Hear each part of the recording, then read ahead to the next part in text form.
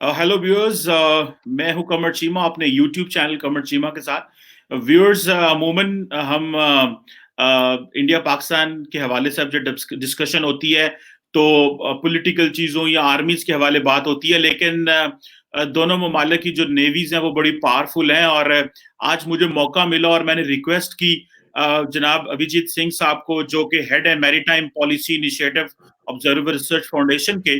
और आपकी जो प्रोफाइल है वो तो बहुत बड़ी है। मैं शेयर भी कर सकता हूँ फॉर माय व्यूअर्स, अगर वो देखना चाहें। और उसके लिए मेरी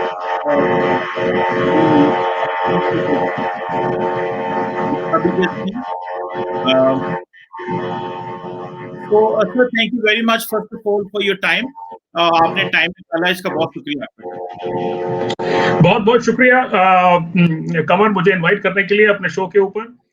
मुझे बड़ा अच्छा लग रहा है यहाँ आकर के। आपके सारे व्यूअर्स को मेरी तरफ से नमस्कार। मैं जैसे आपको बता रहा था कि जब से आपने मुझे इनवाइट किया है, मेरे जहन में यही बात थी कि काफी अरसा हो गया कि किसी पाकिस्तानी एकेडमिक के साथ डिस्कशन नहीं हुआ है। लेकिन ये बड़ी मेरे लिए जो है वो अपॉर्चुनिटी वाली बात है, खुशनसीबी की बात है कि आपने मुझे इनवाइट किया अपने शो के ऊपर। I am really looking forward to having this, as I said, strategic गुफ्तगू with you. So let us begin. Sir बिल्कुल sir, thank you very much sir for this opportunity आपने मुझे दी और मेरे चैनल को। और उम्मीद है कि हमारे जो व्यूअर्स हैं उनको अच्छे से समझ आएगी। सर, जैसे मेरी आपसे बात हुई कि हम डिस्कस करेंगे, मैंने आपको बता रहा था कि मेरा इंडो पैसिफिक में इंटरेस्ट कैसे जनरेट हुआ। तो सर, मैं सर एक दफा मैं I was teaching foreign policy of great powers इधर। तो जब आई थिंक 2010-11 में, तो 2011 में 11 में जब अमेरिकन ने अपनी जो एक एशिया पिवट की जो डॉक्ट्रिन आई ओबामा एडमिनिस्ट्रेशन में, तो मुझे याद है हिलरी क्लिंटन ने एक आर्टिकल लिखा था फॉरेन पॉलिसी मैगजीन में, और उसने कहा कि जी, the future of the United States will not be decided in the streets of Iraq और in the mountains of Afghanistan, it will be decided in Asia Pacific, और हम वहां पे जाएंगे। तो सर, वहां से एक मुझे स्ट्रेटेजिक शिफ्ट नजर आ रहा है कि अमेरिका ने समझा कि हमें वहां जाना है। तो सर, देखते देखते पिछले 5, 7, 8 सालों में देखा है कि फ्रेंच भी आ गए, जर्मन भी मैं देख रहा था थोड़ी देर पहले, उन्होंने 2-4 माह पहले अपनी डॉक्ट्रिन दी है। तो चाइनीज मिनी मल्टीलैटरलिज्म को कर्टेल करना चाहते हैं। तो एक बड़ा इंटरेस्टिंग रीजन बनता जा रहा है। और सबसे खूबसूरत बात जो आपके लिए, भारत के लिए, वो ये है कि भारत जो है उसको बड़ी अहमियत मिल रही है इस सारे प्रोजेक्ट में। तो और मैं वो सारे सवाल आपसे करता जाऊंगा आखिर में। But sir, how do you see this Indo Pacific region, और इसका आपको भारत अपने आप को स्ट्रेटेजिकली कहां देख रहा है अगले 10-15 साल में sir, look finding that the global community is coming in Indo Pacific sir? So that's an interesting question. देखिए, ऐसा है कि ये एक्सप्रेशन जो है इंडो पैसिफिक, ये अभी तो बड़ा आम सा एक्सप्रेशन हो गया। I always say that it's become part of a strategic vocabulary. जो हमारा स्ट्रेटेजिक लेक्सिकन है, जैसे हम आमतौर पे जो रेफरेंसेस देते हैं, उसमें इंडो पैसिफिक बहुत ही कॉमन रेफरेंस हो गया है। लेकिन ये देखिए, अगर आप इसके जैसे जो है इसमें इसकी हिस्ट्री में जाएं और इसके ओरिजिन्स को ट्रेस करने की करना चाहे, तो अगर जैसे आपने रेफरेंस दिया अभी हिलरी क्लिंटन का, एक्चुअली हिलरी क्लिंटन से भी पहले 2007 में जब प्राइम मिनिस्टर आबे इंडिया आए थे, तो उन्होंने सबसे पहले एक जॉइंट सेशन ऑफ पार्लियामेंट में इसका जिक्र किया था, इंडो पैसिफिक का। और उन्होंने एक एक्सप्रेशन यूज किया था, he used the expression confluence of the two seas, and that was an interesting expression because that is drawn actually from Prince Dara Shekho in the 17th century. He had a book by the name Majma ul Bahrain. It meant actually confluence of the two seas, दो महासागरों का समागम। तो उसमें उन्होंने reference दिया था। Actually उसमें उन्होंने इंडियन ओशन और पैसिफिक की बात नहीं की थी। उन्होंने what he had referred to, the prince had referred to, was basically the Sufi way of thinking and the Vedic way of thinking, and that was a confluence of the two ways. But the term confluence of the two seas, Prime Minister Abe at that time noted कि मैंने ये जो है ये दारा शेखों के उससे लिया हुआ है। और ये मुझे बड़ा इंटरेस्टिंग इसलिए लगता है क्योंकि इसका मतलब ये भी है कि इंडियन ओशन और पैसिफिक को हम जोड़ के अगर देखें तो ये एक इंटीग्रेटेड स्ट्रेटेजिक थिएटर है। So even if you look at the definition of the Indo-Pacific, actually it is a unified strategic theater of interest in which countries can play a part in both the security as well as prosperity of opposite theaters. तो जैसे अगर हम Indian Ocean में हैं तो हम Pacific की security में भाग ले सकते हैं, हम we have a stake in the prosperity of the Pacific, और वैसे ही पैसिफिक कंट्रीज जो हैं वो इंडियन ओशन में आ सकते हैं, यहाँ पे इन्वेस्ट कर सकते हैं, ये उनके इंफ्रास्ट्रक्चर इन्वेस्टमेंट्स हो सकते हैं, उनका स्ट्रेटेजिक स्टेक है। मतलब ये जो थिंकिंग थी ये बॉटम लाइन थिंकिंग बनती गई। अभी जैसे आपने डेवलपमेंट की बात की, देखिए एक्चुअली दिलचस्प बात ये है कि जब ये डेवलप हो रहा था 2010s के डिकेड में, जो पिछला अभी डिकेड गया उसके शुरू के सालों में बड़ा स्केप्टिसिज्म था इंडो पैसिफिक को लेकर के, और अगर आप देखें तो इंडिया में भी काफी डाउट्स थे कि ये जो इंडो पैसिफिक जो कॉन्सेप्ट है ये is it really a tenable concept, is it really a valid concept? And the argument that the skeptics were giving out at that time was that the Indian Ocean and the Pacific actually have nothing in common. Indian Ocean के challenges जो हैं और Pacific के challenges जो हैं, उस समय पे ये argument दिया जा रहा था, वो बिल्कुल अलग अलग हैं। तो अगर आप Pacific में देखें, वहां पे territorial disputes हैं, there's a fight over the South China Sea, and there's fight over sovereignty issues.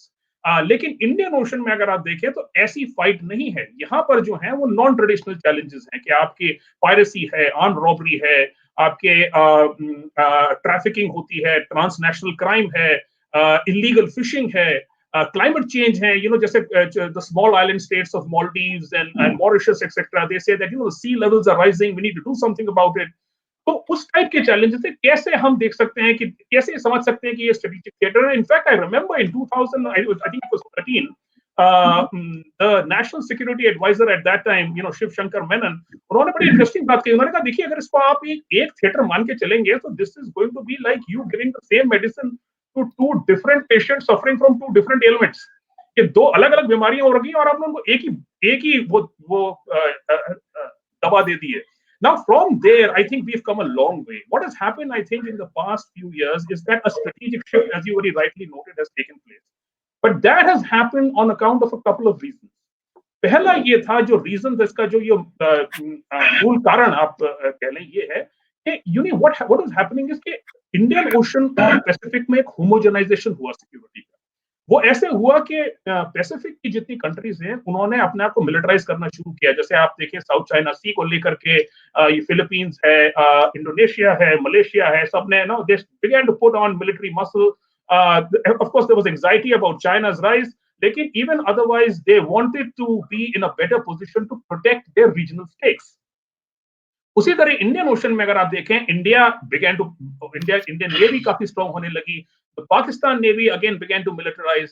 अगर आप बे ऑफ बंगाल में देखें तो Bangladesh, even Myanmar, Thailand, all of them were thinking in military terms about building up some military might. That was one of the first reasons that happened, is that there was a militarization occurring in the area. And don't leave out Iran. Iran and also the countries of the Middle East, that's equally significant. Second, and I think the most important reason, जो आप भी इस बात से सहमत होंगे, कि जो चाइना का राइज हुआ, चाइना का राइज पैसिफिक में हुआ और चाइना का राइज इंडियन ओशन में हुआ, उसने ये बता दिया that China is going to be an actor across the Indo-Pacific region. It is going to be an actor not just in strategic terms, not just in security terms, लेकिन जो China है वो बहुत ही बड़ा पॉलिटिकल रोल प्ले करने वाला है both Indian Ocean में और पैसिफिक ओशन में।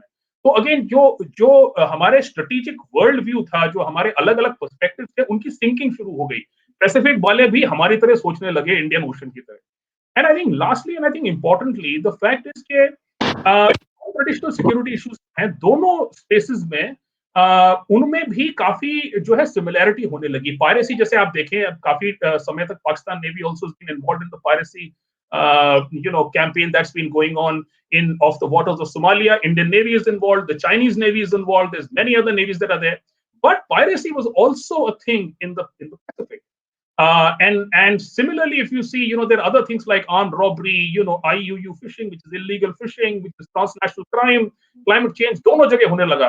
तो ये thinking होने लगी कि भाई हमको सिर्फ स्लॉक सिक्योरिटी के बारे में नहीं सोचना है, which is security of the sea lanes, but we have to think of our people and the human security challenges. तो इसीलिए जो है वो इंडो पैसिफिक काफी पॉपुलर होता जा रहा है. आपने फ्रांस की बात की और आप बिल्कुल सही आपने फरमाया कि फ्रांस के बाद Germany and after that Netherlands, they all have come up with a Indo-Pacific policy. Now, why have they come up with the Indo-Pacific policy? I believe that these countries recognize that the Indo-Pacific is really the most dynamic region in across the world now. And the fact is that they have real economic stakes in this region. They want to benefit from this region. There is a shift of power that is occurring from the Atlantic to the Pacific. और ये सब देश ये recognise करते हैं कि अगर ये इस वक्त नहीं इंटरेस्ट लेंगे इंडो पैसिफिक की सिक्योरिटी में, तो जो रीजनल स्टेक्स हैं, जो रीजनल स्वीप स्टेक्स हैं, उसमें पीछे रह जाएंगे. That's, I think, one of the reasons why there is such a huge interest in the whole concept of the Indo-Pacific, because then everybody wants to tap into the prosperity of the region. बिल्कुल सही. आपने बिल्कुल sir सही जिक्र किया कि जो Shinzo एब थे जापानीज प्राइम मिनिस्टर, 2007 में उन्होंने ये बात की आपके पास आके, लेकिन डेफिनेटली इसकी जो ग्लोबल एक्सपोजर है वो अमेरिका बहादुर, आपको पता है, जब वो बात करता है तो उसकी एक सर एक और आती है. सर एक बड़ा इंटरेस्टिंग सवाल मेरे ज़हन में आ रहा था और वो था दैट वाज अबाउट कीपिंग इस फ्रांस और अमेरिका को जेन में रखते हुए. फॉर एग्जांपल सर फ्रेंच ये कहते हैं, अच्छा हर मुल्क की अपनी डेफिनेशन है इंडो पैसिफिक की. फ्रेंच की डेफिनेशन है कि we start from the Horn of Africa and we go till the Pacific के एंड तक हम लेके जाएंगे. सो इतना बड़ा वो इंडो पैसिफिक को डिफाइन करते हैं सर. और फ्रांस ये भी कहता है कि हमारा जो, क्योंकि वहां पे वो है ओवरसीज टेरिटरीज हैं इंडियन ओशन में और पैसिफिक में, एंड वो कहते हैं कि we must be considered as full partner in the region, और हम उनको ऑटोनॉमी भी दे रहे हैं और इस तरह भी. अमेरिका वैसे क्योंकि हर जगह पहुंच जाता है, वो फैल जाता है, तो उसकी तो है. सर इंडिया जो है वो क्या देखता है कि वो किसके साथ ज्यादा कंफर्टेबल अलाय करता है? गो के इंडियंस जो हैं वो डेफिनेटली स्ट्रेटेजिक स्पेक्ट्रम में आपका टू है और जो बाकी आप अमेरिका से ले रहे हैं वो तो है, लेकिन सर आप क्या समझते हैं कि अमेरिका किसके इंडिया किसके साथ ज्यादा कंफर्टेबल है, फ्रांस, यूएसए और वो आप लेके चलेंगे? देखिए ऐसा है, when it comes to the Indo-Pacific, there's actually, two or three versions of the Indo-Pacific, as I mostly say. क्या है कि the United States का version है, जो मॉडल वो प्रेजेंट करते हैं उसको वो बुलाते हैं free and open Indo-Pacific. And really speaking, this is a more confrontational model or a more confrontational version. तो यूएस बोलता है कि ये जो चाइना कंटेनमेंट है, जो dealing with the China challenge, that is our principal objective of the Indo-Pacific, and they draw attention to the fact that China actually is not a fair player. कि जो Chinese हैं उन्होंने जिस तरीके से वो उनका फुटप्रिंट बड़ा है पैसिफिक में और इंडियन ओशन में, जिस तरीके की उनकी एक्टिविटीज हैं, जैसे वो रिक्लेमेशन कर रहे हैं आइलैंड्स के, जैसे उन्होंने मैरिटाइम मिलिशिया अपने भेजे हुए हैं, उनकी बड़ी एग्रेसिव राइज है. तो dealing with great power competition is really their first aim और फर्स्ट ऑब्जेक्टिव.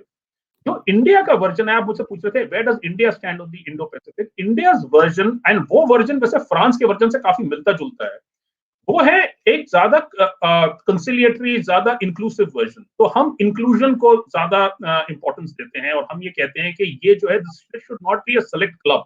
ये कोई एक्सक्लूसिव क्लब नहीं है जिसमें कुछ ही मेंबर्स हो सकते हैं और वो ये अटेम्प्ट करेंगे कि दूसरे मेंबर को बाहर रखा जाए. So this should not be an anti-China club.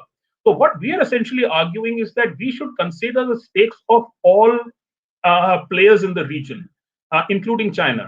And we should look at ways in which we can work alongside all other partners. तो यूरोप हो या चाइना हो या साउथ ईस्ट एशिया हो, हम लोग कहते हैं साउथ ईस्ट एशियंस की सेंट्रलिटी है इसमें, कि आसियान जो है वो सेंट्रल है इस कॉन्सेप्ट में. But you see there is a difference in the way that we looked at this whole model of the Indo-Pacific just a few months before the Galwan crisis happened, जो लद्दाख में crisis हुई है, and how we look at it now. You see, now there is an understanding that China is actually getting extremely aggressive with not just its partners or not just its neighbors in the Pacific, but also actually India on the border. And there is a possibility that the Chinese aggressive model could somehow find way or find implementation in the Indian Ocean. तो अगर ऐसा होता है तो फिर क्या वो तरीका है जिससे चाइनीज अग्रेशन को कंट्रोल किया जाए, तो हम फिर ये कहते हैं कि भाई रूल्स बेस्ड ऑर्डर होना चाहिए, कि एक रूल्स के we should be able to play by the rules, and the resident powers in a region, all the members of the Indo-Pacific, they should be able to somehow make sure that China sticks to the rules. तो India का बड़ा emphasis जो है और France का भी emphasis जो है वो बहुत रूल्स बेस्ड ऑर्डर पर है, लेकिन इंडिया और फ्रांस हम दोनों का ये है कि हम स्ट्रेटेजिक ऑटोनॉमी को बहुत जो है वो तवज्जो देते हैं, बहुत एम्फेसिस देते हैं उस पे, और उसका रीजन ये है that we do not want to be seen as part of an America led alliance, even though we are very close partners with the Americans. I mean, you could make a case, if the Pakistanis are always telling us that India has an extremely close relationship with the US, and if you were really making the case that you are not really an alliance partner, it's somehow not convincing. But in our minds, we are convinced that we don't want to be anybody's alliance partner. So हमारी strategic autonomy है, we will do what is best for us, like America will do what is best for it. तो ये दूसरा model है। एक तीसरा model है, वो है आसियान का मॉडल। आसियान का मॉडल एक्चुअली बहुत ही अजीबोगरीब मॉडल है। उसमें ये है कि they call out the China challenge, but they say that China is an equal not a stakeholder but also a governance partner. So China will play a role in the governance of the region. They have a whole code of conduct negotiation going on with China. They don't want the Americans to apply Western standards to China. Now that model, I'm not sure is very acceptable to us. But it's definitely not a confrontational model. वो confrontation के लिए वो वैसा model नहीं जिसमें मतलब जो China threat है उसको उसके बारे में बात की जा रही हो। You can make the case that India is somewhere in the middle. We recognize the China threat, but we are not saying that we will not work alongside China, or for that matter, any other country in the region. So that's what I think my sort of expert understanding of this whole concept really is. बिल्कुल ठीक कह रहे हैं। तो sir basically तो वो जो आप बात कर रहे हैं स्ट्रेटेजिक ऑटोनॉमी की बात करते हैं, आप बात करते हैं कि जो मिनी मल्टीलैटरलिज्म है हम उसको सपोर्ट नहीं करते, और आप जैसे कहा कि आपने इंक्लूजन की बात करते हैं फ्रांस की तरह, रूल्स बेस्ड ऑर्डर की बात करते हैं। तो सर आप एक बात बताएं कि वैसे मैं एक और स्ट्रेटेजिक क्वेश्चन पूछने लगा, and that question is about the ideational leadership. ठीक है सर, ये सारा जो रूल्स बेस्ड ऑर्डर है ये तो अमेरिका बहादुर ने खड़ा किया हुआ सर, और उसके साथ उनके बड़े बड़े पार्टनर्स थे। ठीक है, तो आप क्या समझते हैं कि ये बाकी ममालिक को, फ्रांस को, जर्मनी को, नीदरलैंड को क्यों आना पड़ा यहाँ पे? Do you believe one reason could be China, and do you also believe the other reason ये है कि जो अमेरिका की जो आइडिएशनल लीडरशिप थी वो ट्रंप एडमिनिस्ट्रेशन में खत्म हुई है, एंड वो जो उन्होंने कहा पुल फैक्टर है अमेरिकन फॉरेन पॉलिसी में, आप ये समझते हैं कि ये बड़े स्टेट्स का आने की इस खित्ते में वजह ये भी है? Look, this is a very interesting question. कमर देखिए, मेरी समझ जो जहां तक मेरा इंटरप्रिटेशन है इंडो पैसिफिक का, वो ये है कि ये जो यूरोपियन कंट्रीज अभी आने की बात कर रहे हैं और उन्होंने मतलब काफी मुहिम चलाई है, सबके सब अपनी एक स्ट्रेटेजी लेकर के आ रहे हैं। I think the reason really why they are interested in the Indo-Pacific is more economic than it is political, or for that matter, it's even security. So the fact of the matter is, जैसे मैंने आपको बताया पहले कि Indo-Pacific is the most dynamic economic space in the world today.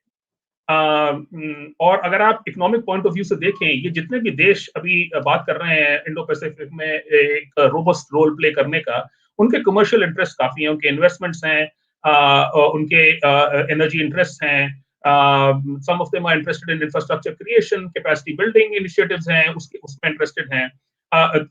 दूसरा ये है कि ये समझ है कि अगर हम जिस तरीके से चाइना का एग्रेसिव राइज हो रहा है, मैं पहले मेंशन कर रहा था, उस बारे में अभी कुछ नहीं करते सिक्योरिटी रेल्म में, तो बाद में काफी लेट हो जाएगा। और उनको ये बात समझ में आती है कि जो कॉन्टेस्टेड थिएटर है इंडो पैसिफिक का, वो पैसिफिक है, ना कि इंडियन ओशन।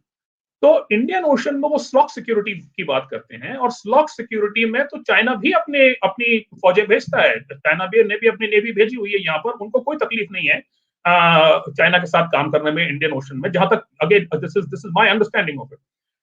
लेकिन जो पैसिफिक है उसमें जिस तरीके की एक्टिविटीज चाइना कुछ हाल ही के कुछ सालों में उसने की हैं, और मैंने आपको जिक्र किया था मैरिटाइम मिलिशियाज का, और जो उन्होंने जैसे आइलैंड जो है वो रिक्लेम करके उनको मिलिटराइज किया है, तो इनकी सोच ये है कि एक बार पैसिफिक और स्पेशली वेस्टर्न पैसिफिक में साउथ चाइना सी जो है वो अमेरिका के हाथ से निकल गया और चाइना ने अपना एक वर्चस्व बना लिया उस जगह पे, they firm their grip over that space.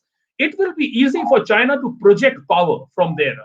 That is what is India's concern also. हमारा भी ये कंसर्न है कि other than the fact that freedom of navigation शायद रुक जाए, अभी तक तो चाइना ने रोका नहीं है freedom of navigation China sea, लेकिन जब China South China sea control करने लगेगा तो वहां पे जो फ्रीडम ऑफ नेविगेशन होगा that will happen at China sufferance. China कहेगा कि भाई मैं अलाउ कर रहा हूं आप लोगों को यहाँ पे अपने शिप्स भेजने के लिए. It will be controlled by China. So the fear for a lot of these countries is that not only will the quality of their investment suffer, but also they might not be able to actually deploy their forces in the same way as they have been able to do in the past. तो ये जो fear है, ये anxiety है, ये जो है ये उनको push करती है ये strategies produce करने के लिए, जो है ज्यादा interest लेने के लिए Indo-Pacific में. So again, so this is my really understanding of it. That on the one hand, this is commercial, this is economic, this is about more sort of more commercial interests. But on the other hand, there are security concerns about what will be the future of the region in terms of will there be freedom? Will we have access to commercial spaces? Will China allow us that access to commercial?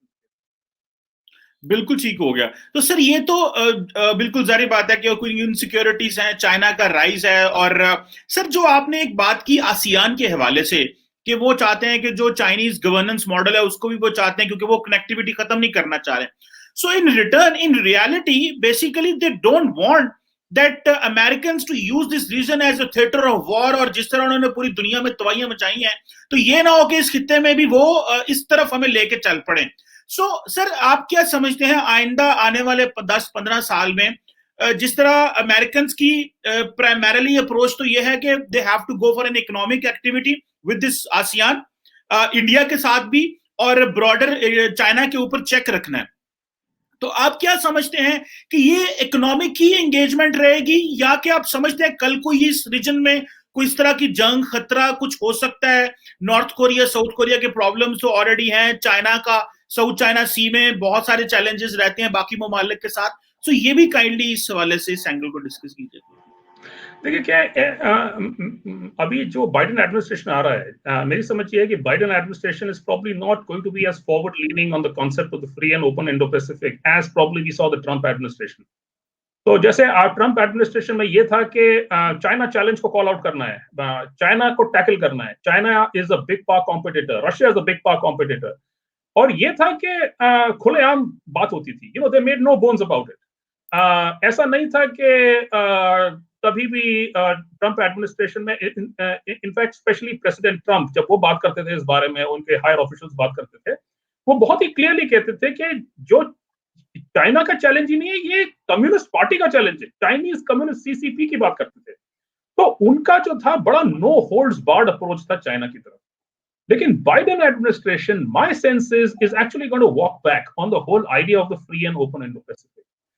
Just a few weeks back, President Biden was required to give a speech on, maritime security in the Asia Pacific. Actually, not so much maritime security, but he was required to speak on the Asia Pacific. तो उन्होंने Indo-Pacific का जो है वो जिक्र नहीं किया, उन्होंने सिर्फ एशिया पैसिफिक का जिक्र किया. और हमारी समझ ये है कि अभी जैसे कर्ट कैम्बल हैं, उनको बना दिया है एशिया पैसिफिक का इंचार्ज बना दिया है कि वो जितनी पॉलिसी होगी बाइडेन एडमिनिस्ट्रेशन की वो कर्ट कैम्बल संभालेंगे. और बिल्कुल कर्ट कैम्बल जो हैं वो पिवट टू एशिया के आर्किटेक्ट हैं और वो हिलरी क्लिंटन ने पहले हायर किए थे इनको. बिल्कुल वो हिलरी क्लिंटन के राइट हैंड पर्सन थे उस जमाने में. और आपने देखा कि पिवट की जो पिवट की क्रिटिसिज्म होती थी, जो निंदा होती थी इसकी पिवट की, वो ये थी कि pivot was too soft towards China. That pivot did not take into account the real threat that China posed. लेकिन अब क्या है, अब बिल्कुल ऑपोजिट हो गया है कि अब वो ये कहते हैं कि भाई ये जो ट्रंप एडमिनिस्ट्रेशन है ये तो जंग करवा के रहेंगे. तो अगर आपको जंग ना लड़नी हो तो क्या पॉलिसी है? तो ये पॉलिसी है कि भाई हम रिकॉग्नाइज करेंगे कि चाइना चैलेंज है, हम उससे बात करने की कोशिश करेंगे, उससे डायलॉग होगा, लेकिन ये है कि जंग की बात नहीं होगी। So I think that's going to be the Obama administration's policy, or I'm sorry, the Biden administration's policy going forward. That they are going to have a more, I'm in a sense, a more mature approach to this. I mean, mature might sound like a very positive word, and I say it in a positive sense. But there are many that can interpret this as, walking back, as not being able to confront the China challenge. That's my fear. My fear is not that there will be a war with China. My fear is China might be emboldened in the future. उनको लगेगा कि भाई ये तो Trump चला गया, ये तो दूसरा आदमी आ गया, और अब इनमें जो है वो एपिटाइट नहीं है, वो स्टमक नहीं है फाइट के लिए, तो ये पीछे हट रहे हैं। तो ये चैलेंज होगा। बट आई स्टिल थिंक कि जैसे इंडिया का जो मॉडल है, जिसमें हम बात करते हैं कि security and growth for all, SAGAR एक हमारा फिलोसॉफिकल प्रिंसिपल है जो प्राइम मिनिस्टर मोदी अक्सर जिक्र करते हैं इसका। That principle I think is going to be much in currency. मुझे ऐसा लगता है कि काफी स्टेट्स ऐसी होंगी जो बोलेंगे कि सारी कंट्रीज की सिक्योरिटी हो, सारी कंट्रीज की ग्रोथ हो, कोई किसी से ना लड़े, but no country should really interfere into the strategic affairs of another country. And we believe that when the Chinese are playing a direct role in South Asia, they are in some ways interfering in a foreign strategic space. That is not good for the region. बिल्कुल ठीक है sir. Sir अभी थोड़ा सा भारत के हवाले से मैं बात करना चाहता हूं, जो भारत की एक पोजीशन है। सर भारत, जारी बात है कि जैसे अमेरिकन ने पूरी एक कमांड का नाम इंडो पैसिफिक कर दिया, तो इंडिया को एक ग्लोबल एक्सेप्टेंस और रिकग्निशन मिली, जो कि जारी बात है आपके लिए बहुत जबरदस्त चीज है, और पूरा एक रीजन हिसाब से आपके नाम उन्होंने कर दिया। सो आप क्या समझते हैं सर, जो इंडियन नेवी है उसकी क्या पोजीशन है? क्योंकि 2027 तक आप लोग 200 शिप्स लेना चाह रहे हैं, और आपकी जो नेवी है उसके ऊपर बजट कट्स भी बहुत हैं। मेरा ख्याल है कि जो इंडियन नेवी के ऊपर जो प्रोक्योरमेंट की जो थी, वो कोई पैसा चाहिए था, वो 64,000 जो था करोड़ चाहिए था, आपको मिला जो इंडियन नेवी को कोई 41,000 करोड़ है। So, do you think the way India is getting importance in the Indo-Pacific, Indian navy जो है वो कैसे अपने आप को प्लेस करेगी? Because you need massive resources. So क्या इंडियन स्ट्रेटेजिक कम्युनिटी के अंदर कोई डायरेक्शन है that we have to invest massively in navy? Look, the thing is that you see, at this moment, we are quite taken with the challenge on our borders. तो जैसे आपको पता है कि वो जो लद्दाख पे क्राइसिस हुआ था, उसके बाद अभी भी वो क्राइसिस रिजॉल्व नहीं हुआ है, और ये अंडरस्टैंडिंग है कि हमको अपना जो बॉर्डर डिफेंस है उसको स्ट्रेंथन करना है। तो काफी सारे एलोकेशन जो होंगे वो हो सकता है आर्मीज को हो, एयरफोर्सेस को हो।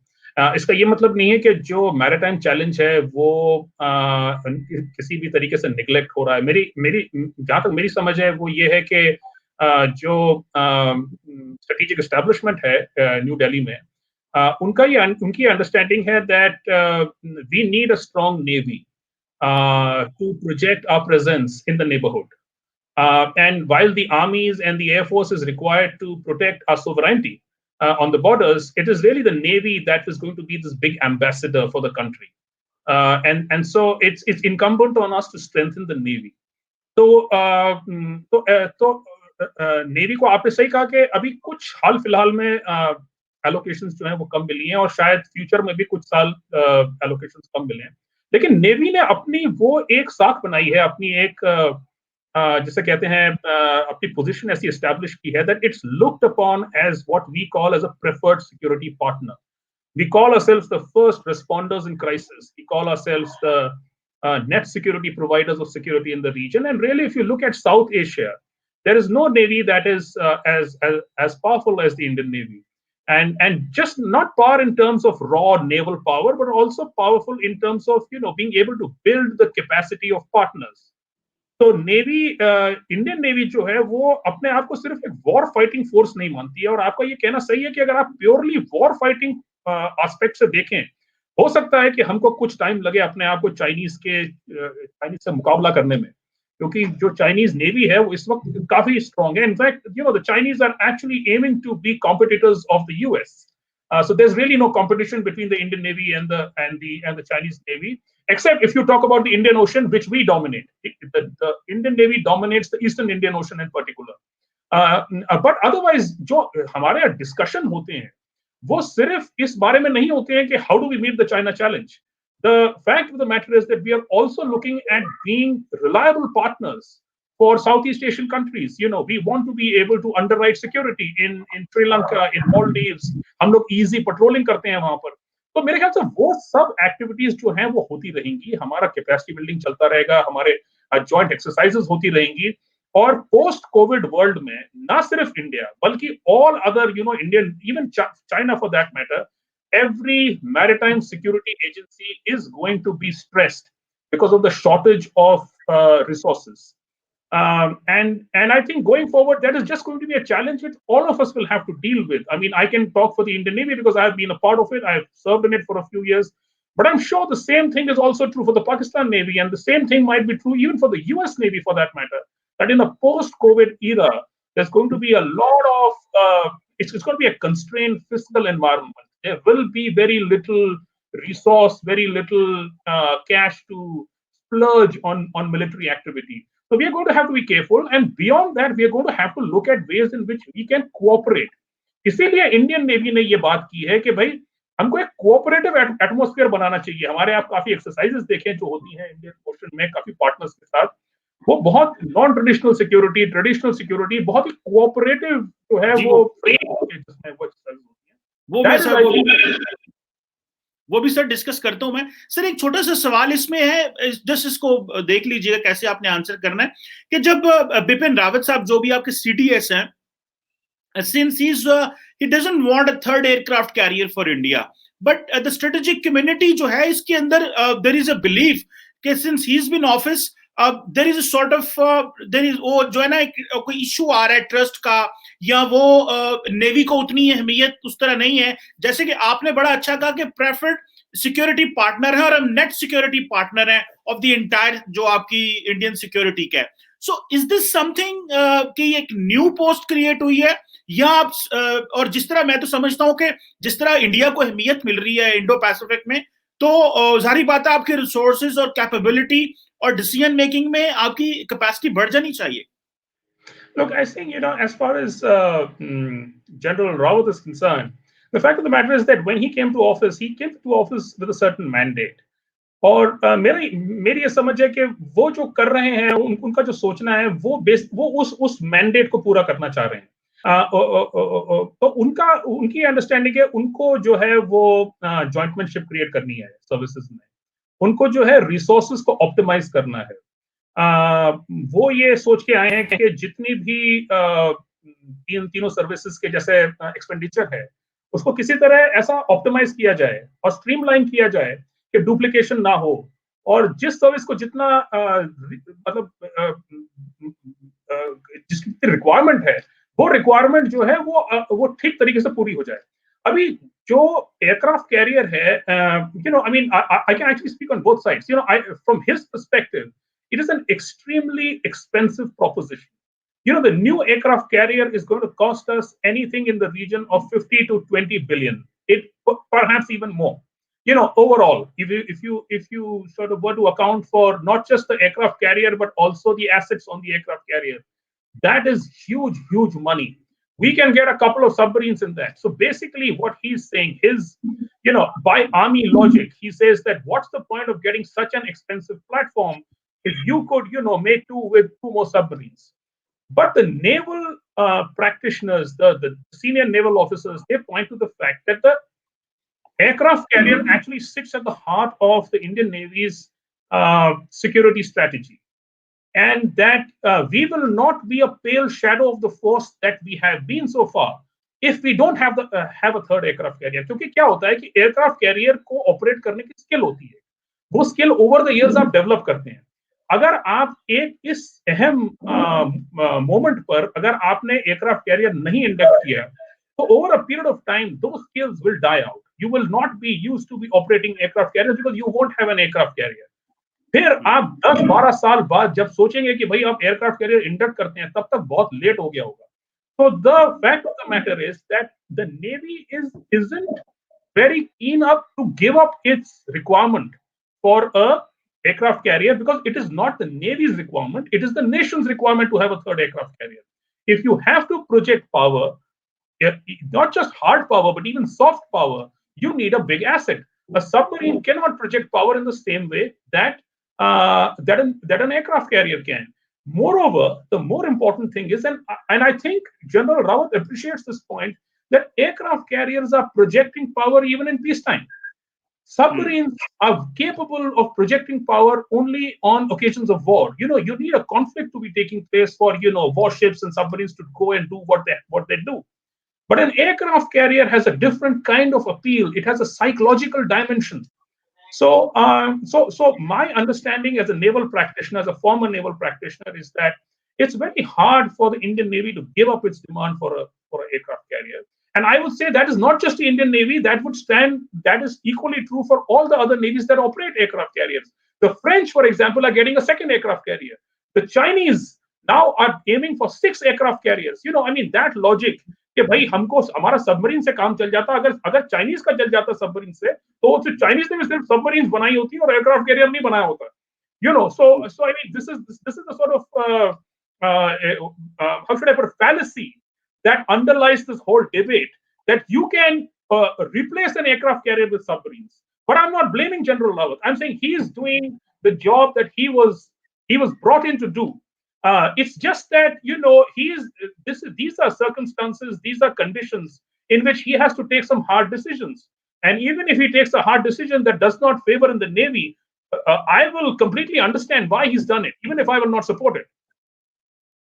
बिल्कुल ठीक हो गया सर, जबरदस्त, ये तो पॉइंट हो गया सर. आपको पता है कि जो मिलिट्री, जो एयरफोर्स, नेवी की एक्सरसाइजेस हैं, आपने मलबर में हिस्सा लिया और जारी बात है you participated, and Pakistan is going for an Aman exercises again. So पहली बात तो ये बताएं कि इंडिया अमन एक्सरसाइज में क्यों नहीं आता, ऑन अ लाइटर नोट. और sir ji sir. Look, actually, see, the thing is that, how should I put it? Look, the fact is that, on the India-Pakistan equation question, the fact is that India और Pakistan के बीच में जो political differences हैं, that's a matter of record. That is a reality that we have to live with. And the fact is that Pulwama में हुआ दो साल पहले, उसके बाद जो बालाकोट में स्ट्राइक्स हुई, उसके बाद, really speaking, our relationship has never recovered from that point. And it is very hard for, navies to be doing exercises together when, you are not politically on the same page and you have massive differences. And as also the fact that, our armies don't get along very well together because of, terrorism in Kashmir and what's happening on the border. There are these cross-border firings that happen almost on a daily basis. See, what I can tell you about the Navy is that एक तरह से देखा जाए तो Navy is also an instrument of state power, right? Like the Army is an instrument of state power. And it is really for us to have, how should I put it, to sort of feel for the Army, to have a sense of solidarity with the Army. And we do have a sense of solidarity for the Army and the Air Force. But you see, navies inherently have a mature approach. And that is because we operate in the commons. Armies are never operating in the common space. They are operating on sovereign territory, whether it is Indian territory or Pakistani territory, Indian or Chinese. We are operating on somebody else's land or your own land. But with navies, that's not the case. When you're on the high seas, for example, if we are doing exercises, if we are doing, anti-piracy patrols, India, China, Japan, Pakistan, everyone is contributing to the same cause. So we have a very mature approach. And I believe that Aman exercises, for that matter, Malabar, really are not meant to target each other. They are meant to do what you have to do. You have to do those certain exercises. You have to test out your capabilities. फिर आपकी non traditional जो threats हैं, आप उसके लिए भी कुछ exercises करते हैं. जैसे हम एंटी पायरेसी करते हैं, हमने मालदीव्स के साथ एक एक्सरसाइज, श्रीलंका के साथ एक्सरसाइज की, वो IUU फिशिंग को लेकर के थी. तो जो एक्सरसाइजेस करनी होती हैं वो करते हैं, किसी के अगेंस्ट नहीं होती हैं वो. So, and that's one of the reasons why I think the Indian Navy and the Pakistan Navy have, I think don't quite treat each other as enemies or rivals. The fact is, we are both members of the IONS. जो Indian ocean naval symposium है उसमें हम members हैं. Of course, if we are, if the nation is at war, we will do what we have to do. The Pakistan Navy will represent the country. The Indian Navy will fight in ways that it is expected to. But that does not mean that we leave cooperation in peacetime. And I think we do that cooperation. आपको मैं ये बात भी बताऊं कि जो Indian coast guard है और जो पाकिस्तान का जो MSA है, जो Pakistan maritime security agency Pakistani coast guard को बोलते हैं, उनमें MOU है कोऑपरेशन का. वो MOU अभी पिछले साल ही एक्सटेंड हुआ है कुछ सालों के लिए. तो वो कोऑपरेट करते हैं, वो आपस में बातचीत होती है. Of course it's a minimal cooperation. हमारे पॉलिटिकल डिफरेंसेस अपने एक तरफ हैं, the sort of differences that we have with each other with regard to what Kashmir and terrorism, they are all in their own place. But I think navies have a mature approach. They have a sober approach to security in the commons. And I think we are open to, in that sense, do exercises with whichever country we are required to. Sir इसी में मैं एक छोटा सा सवाल बात कर लूं. आपने बिल्कुल सही कहा कि वो जो बड़ी इंडिया पाकिस्तान की ब्रॉडर पिक्चर है, जारी बात है नेवी के ऊपर भी वो चीजें आती हैं, वो you can't get out of it. लेकिन सर जैसे फॉर एग्जांपल इसमें रशिया आ रहा है, नेटो आ रही है, और जारी बात है कि इन सब का ममालिक का हम यहाँ पे इस्लामाबाद में जब लोगों से मिलते हैं, खासकर डिप्लोमेटिक कम्युनिटी से और डिफेंस से तासीर से, तो वो कहते हैं कि अमन एक्सरसाइजेस की ये खूबी ये है कि दोस्त और दुश्मन सारे आ रहे हैं यहाँ पे. सो अमेरिकन भी हैं, इरानियंस भी हैं, नेटो भी है. So my question sir, just छोटा सा एक सवाल इसके साथ अटैच कर रहा हूँ कि why don't we participate in on non traditional security. For example, just don't get into it, but communication lens के हवाले से बात करना, या फिर मैरीटाइम के ऊपर, या फिर पायरेसी के ऊपर, इस पे कुछ ना कुछ तो होना चाहिए. और डू यू थिंक कि the navies will still be hostage to all this?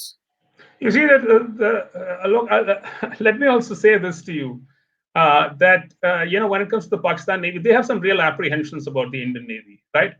So I don't see any initiative being taken by the Pakistan Navy, and in particular, I think there is this fear on the Pakistani side that the Indian Navy is somehow trying to establish a kind of hegemony in the Indian Ocean region. I have on a number of occasions come across articles and writings and speeches by senior Pakistani officers, naval officers, both retired and serving, which say that, look at what India is doing. India is trying to, in a sense, colonize the entire space, which from an Indian perspective is not true. Now, Indian fears about the Pakistanis are equally valid or justified. Indian fears are that the Pakistanis really are being drawn into a proxy war between India and China, that there is a nexus between China and Pakistan. And yesterday, the army chief, not the naval chief, the army chief mentioned that is a reality that we have to now deal with, that China and Pakistan have formed a nexus, and they will do everything within their, capability to undermine India and the Indian military. So I think that, as long as these apprehensions exist on both sides, our other apprehension as far as the Pakistan Navy is concerned, is that, you see, the Pakistan Navy is in a sense, is okay with installing tactical nuclear weapons on their submarines. And if that happens, that can be very bad for the region, because tactical nuclear weapons means that you don't really know which weapon is going to be used in a warfighting capability and which one's going to be used as a strategic weapon. So India or Pakistan may, although there is no sort of territorial dispute on the maritime end. We have no sort of live dispute on the maritime end, yet there are apprehensions and counter apprehensions.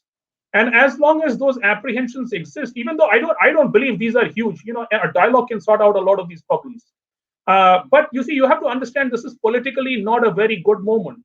I don't think the Imran Khan government will really appreciate the Pakistan Navy extending an invitation to the Indian Navy. And for that matter, there's going to be an Indian naval invitation to the Pakistanis to come and participate in any exercise we do. All I can say is that we are where we are. We understand, we empathize with each other's concerns. I'm sure we understand why the Pakistani Navy does Aman. I have never looked at Aman as an exercise that is anti-India.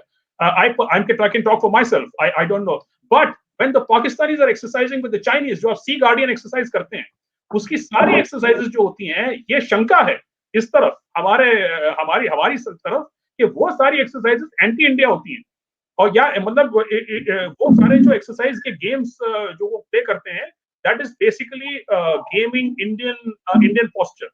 तो ये apprehensions अब तक चल रहे हैं, बहुत मुश्किल बात है, but in principle I will agree with you. I will agree that there is need for us to over a broader time frame look at ways in which we can talk to each other and we can do much more in common maritime spaces so that we can protect our common interests. बिल्कुल ठीक है sir, आपने बड़ी अच्छी बात की। जारी बात है सर, इसमें मैं जब रिसर्च कर रहा था आपसे बात करने के लिए, जारी बात है सर, रिसर्च तो करनी पड़ती है, ऐसे तो नहीं बात हो सकती थी। जब मैं रिसर्च कर रहा था तो आई वाज लुकिंग सर के जो इंडियन स्ट्रेटेजिक कम्युनिटी है, जो स्ट्रेटेजिक एलीट है और जो मीडिया है, वो बेसिकली डिमांड करते हैं या कहते हैं कि नेवी को भी क्रॉस बॉर्डर स्ट्राइक करनी चाहिए।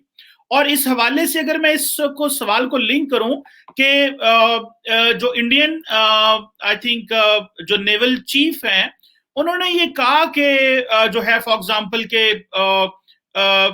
जो थ्रेट्स हैं नॉन स्टेट एक्टर्स के, दे आर एमिनेंट, और इसमें है तो आप समझते हैं कि कल को कोई ऐसी चीज हो सकती है, बिकॉज अगर नेवी इंगेज नहीं हुई आज तक तो ये ना हो कल को नेवी भी इंगेज हो जाए और पाकिस्तान और भारत की नेवीज आपस में की आमने सामने आ जाएं, और इंडिया का जो ये एक इंडिया का मीडिया की तरफ से प्रेशर है, स्ट्रेटेजिक एलीट की तरफ से प्रेशर है कि ऐसे हो सकता है। और Indian naval chief, I think farmer naval chief ने ये कहा था कि पाकिस्तान से हमें नॉन स्टेट एक्टर का थ्रेट है।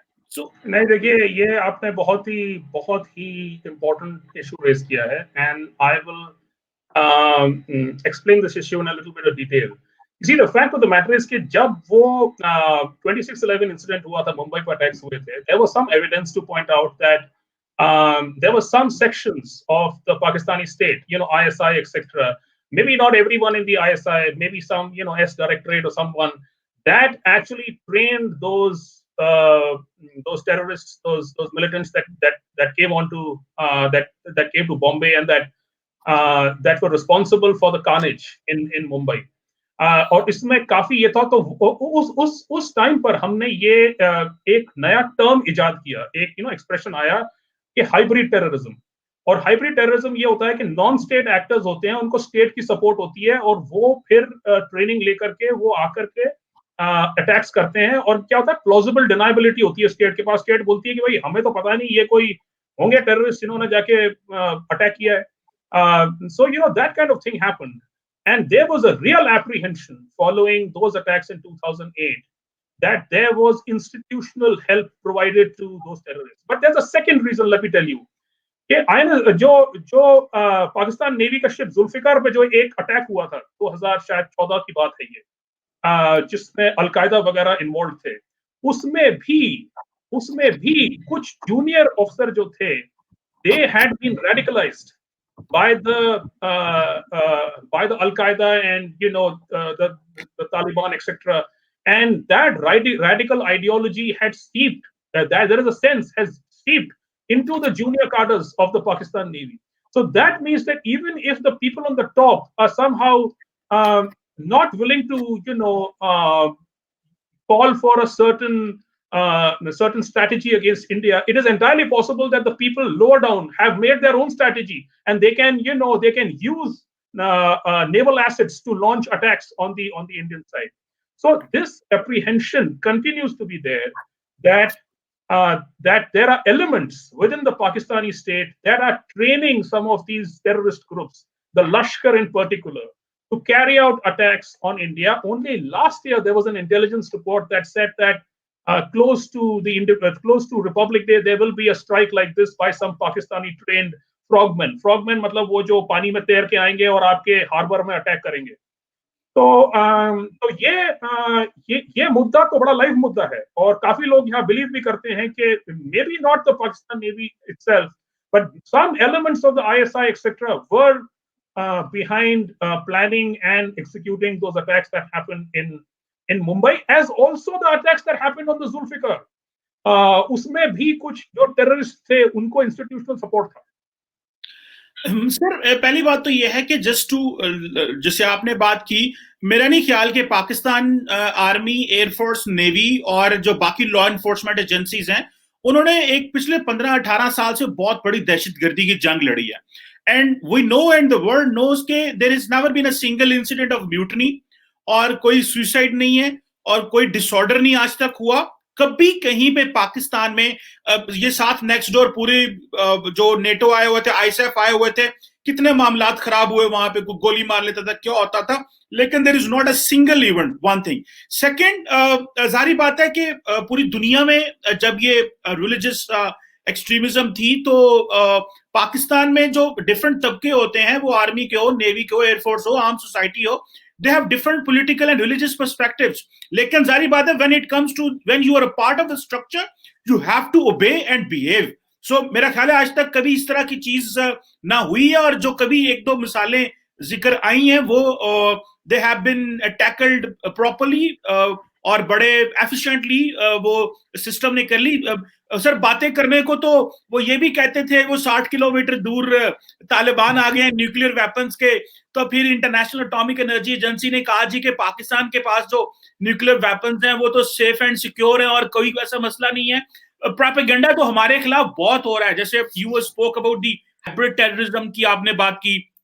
सो लेकिन सर एक बात है, just to link it this way, कि फॉर एग्जांपल सर आपको नहीं लगता कि फॉर एग्जांपल अगर इस तरह स्ट्रेटेजिक एलीट इंडिया की प्रेशर करती है या कल को नेवी भी एक इश्यू बन जाता है, तो then there will be retaliation होगी, और पाकिस्तान अंडरस्टैंड्स के, और पाकिस्तान के नेवी को भी पता है कि महाराष्ट्र गुजरात में जो आपके स्ट्रेटेजिक रिजर्वायर्स हैं, तो मतलब things can get escalate. So do you believe के कल को ऐसा कुछ हो सकता है अगर इंडिया विल कीप कॉलिंग के जी हाइब्रिड टेररिज्म है, वो जो यहाँ वो फ्रॉग वाली क्या लफ्ज बोला मुझे भूल गया। हाँ, तो देयर इज अ पॉसिबिलिटी जो पाकिस्तान भी आगे से करेगा तो फिर क्या होगा इसको? Actually, my understanding of again this problem is that these apprehensions are there in the mind, and it's best to talk about what you really feel. And I think that I don't think anybody is making the charge that the Pakistan Navy has been radicalized. I don't think anyone's doing that. In fact, there are many on the Indian side that would actually sort of agree to the fact that the Pakistan Navy actually is a pretty professional force. I mean, I have dealt with a number of, I've interacted with a number of Pakistani retired officers as well as some serving officers. And I can tell you that some of them are thorough gentlemen. Some of them seem pretty professional to me. So I mean, I can talk for myself, and I can talk about a vast majority of Indian officers. And let me also tell you about something which is no secret. So the fact of the matter is that in 2008, when the Indian Navy pioneered the IONS initiative, which is the Indian Ocean Naval Symposium, there was actually some reluctance on the political end to include the Pakistan Navy for understandable reasons. You know, we don't have a great relationship. We've actually, and this is really a sort of gift of legacy. You know, it's a leftover of legacy that we don't have a good relationship. And the politicians didn't sort of seem to, even the bureaucrats didn't seem to convinced कि हमको invite करना चाहिए Pakistan Navy को. But at that point in time, the fact of the matter, the Indian Navy actually said that क्या मतलब है कि आप अगर एक Indian Ocean Naval Symposium कर रहे हैं, and Pakistan, which is a fairly strong naval player in the region, is not invited for this. So it was at the Indian Navy's behest that the Pakistan Navy was made a part of the IONS initiative. So that tells you that there is no inherent animosity towards a force, and as I said, navies by and large have a more mature approach to security. I am not making the case that that we are friends. I mean, I'm not saying that. I understand there are differences in the political realm. There are real apprehensions. And जो मैंने आपको 26/11 का जो example दिया, और फिर मैंने आपको जो PNS जुल्फिकार पे हुआ उसका भी एग्जाम्पल दिया, मैं आपको सिर्फ ये बता रहा था कि इस तरफ जो है वो क्या थिंकिंग है जब हम ऐसा कुछ होता हुआ देखते हैं। और अगर आप सलीम शहजाद जो जर्नलिस्ट थे, मरहूम सलीम शहजाद, उनके अगर आप डिटेल्स पढ़ें तो ये प्रोपोगेंडा नहीं है। ये जो Pakistan navy was struggling actually at that point in time to control the leaks that were happening. the fact that there was this radicalization, the problem of radicalization, the lower cadres, they did very well. I mean, I have to say that jab wo attack hua, the manner in which the security agencies responded and they quelled, वो जो उन्होंने fight back किया उसमें, और काफी मतलब जो है वो losses हुए थे, लेकिन वो उस time पर that was successfully controlled. So I think we have appreciation for the way in which the Pakistani Navy responded to what had happened, but the apprehension still remains, and I still think that it's a valid concern on the Indian side that how could 10 terrorists trained by some agency in Pakistan find their way into Mumbai, carry out such a well-planned, well-executed attack? There is almost a conviction that at least somebody in the establishment was in the know of what was happening. Somebody had facilitated that attack. Somebody had trained those people. I'm not making the case that everyone was involved, everyone knew what's happening. I'm sure there's many professional people in the services in Pakistan who didn't want that to happen, but it still happened.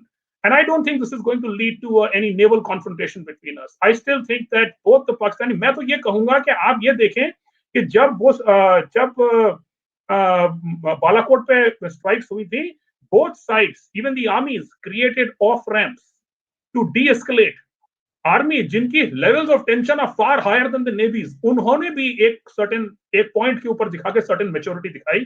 तो मुझको ये नहीं लगता कि India और पाकिस्तान के बीच में ऐसी कोई मतलब आज की तारीख में मैरिटाइम डोमेन में ऐसी टेंशन है जिसकी वजह से there might be a confrontation or there might be a war. In fact, I think that if at all that happens, the Chinese would be a part of it. It is because of the Indian apprehension that China has co-opted Pakistan into its larger plan. आप ग्वादर को देखें किस तरीके से Pakistanis develop कर रहे हैं. आपको पता है आपके डॉन में काफी खबरें आई हैं किस तरीके से उन्होंने वो जो पूरा पोर्ट है उसको segregate करना शुरू कर दिया है. So the Chinese have got their own game plan in the region. If at all we go to war, and I believe China is going to be an element in that confrontation. चले sir, let's see how China participates in that confrontation और वो क्या होता है positive negative. But sir definitely sir पूरी discussion के दरमियान मुझे ये समझ नहीं लग रही थी कि मैं एक नेवल कमांडर से बात कर रहा हूँ, एक प्रोफेसर से बात कर रहा हूँ, एक एकेडमिशियन से बात कर रहा हूँ, एक रिसर्चर से बात कर रहा हूँ. और it was a wonderful discussion sir. Lot of knowledge मेरे पास तो बहुत ज्यादा आपकी बातों से आया डेफिनेटली, और मेरे व्यूअर्स जब देखेंगे तो उनको भी इससे बहुत ज्यादा चीजें मिलेंगी. And sir, I'm really grateful and thankful for this wonderful and academic insight for this Indo-Pacific and India-Pakistan के हवाले से भी, आपने नेवीज के हवाले से जो आपने different perspectives दिए और जो apprehensions, ideas और जो चीजें डिस्कस हुई, ये एक बहुत अच्छी डिस्कशन मेरे YouTube चैनल के लिए है. And I'm grateful for your time and all the energy you have put. Thank you, Qamar. I have to say that the pleasure is all mine. ये मेरी खुश नसीबी है कि आपने मुझे इनवाइट किया और इतनी फ्रैंक कॉन्वर्सेशन हुई. मैं सही बता रहा हूँ, मेरी बहुत अरसे से ऐसी किसी पाकिस्तानी एकेडमिक से, for that matter, with any Pakistani I have had such a frank conversation. I can only say that I mean, our differences are I mean, as I said, they're real and they continue to exist, and hopefully one day we will find a way of resolving those differences. But that should not come in the way of where we see there are areas where we can come together and cooperate for our people, for the general region. And I think that, the sort of dialogue that we have with each other, we've had also in the past, gives me great hope. और मैं यही आशा करता हूँ कि future में भी ऐसा ही dialogue आप लोगों के साथ बना रहेगा और अपॉर्चुनिटी होगी आप लोगों के साथ बात करने की. But thank you so much for inviting me. So thank you very much. Inshallah, sir, opportunity hogi, and we hope for the best, and we believe ke somehow the time will come when things will de-escalate. और मुझे तो बहुत शौक है भारत आने का, आपको भी जारी बात है बहुत शौक होगा यहाँ पे आने का. सो इतना अच्छा लगता है कि बीच में बॉर्डर लाइन है लेकिन हम लोग एक ही जुबान बोलते हैं और एक ही सुनते हैं. But anyhow we should hope for the best और अच्छा वक्त आएगा. Sir thank you very much once again for your time. Thank you. The pleasure is mine. Thanks.